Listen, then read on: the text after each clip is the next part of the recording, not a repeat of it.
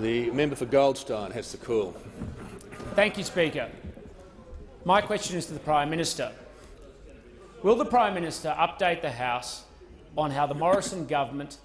is driving Australia's economic and health recovery from the COVID-19 pandemic? The Prime Minister has the call. I thank the member for Goldstein for his question, Mr Speaker, and I was very pleased to join the member for Goldstein when we connected with thousands of residents in his electorate as we sent our support to those in Melbourne, in particularly in his community, to provide them not just with the answers to their questions as they raised them on our telephone town hall meeting, Mr Speaker, but also to give them encouragement and to thank them for the sacrifices they are making each and every day. We welcome the fall in the number of new cases each day in Victoria, 116 today, sadly, an additional 15 deaths. And again, we send our sympathies and condolences to the families who have lost loved ones during this crisis, and particularly in the last 24 hours. Mr Speaker, we are turning the corner in Victoria, and we are very pleased to continue to support all the efforts of the Victorian Government as a Commonwealth Government to assist them as they get control of what has been a very significant outbreak as the Victorian wave that has impacted Australia and had such a devastating effect, not just in Victoria, but the ripple effects across the economy and the other restrictions and things that have been put in place in other parts of the country that have affected so many parts of our great nation.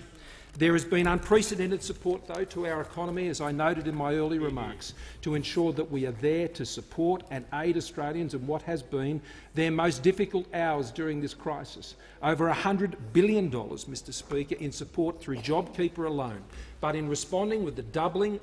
effectively of the job seeker payment through the COVID supplement that has extended far and wide across the country, Mr Speaker, and the Herculean task done by those wonderful officers at Services Australia, which at one time even included members of the Parliamentary Services Department itself, answering phone calls in committee halls in this very building to ensure that Australians could get access to the payments that they needed to help them get through. An absolutely extraordinary effort from our public service to ensure that these incredible backlogs and numbers of those seeking assistance was able to be addressed in a matter of months, when normally that same number of applications wouldn't be seen in several years, Mr Speaker. The Job Maker plan that I've already set out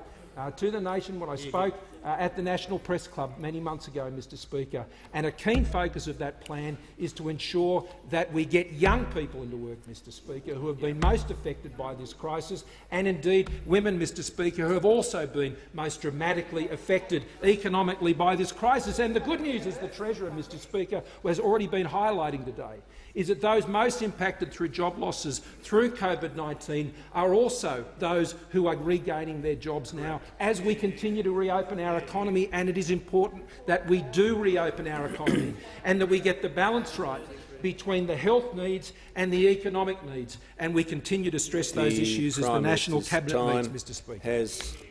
concluded.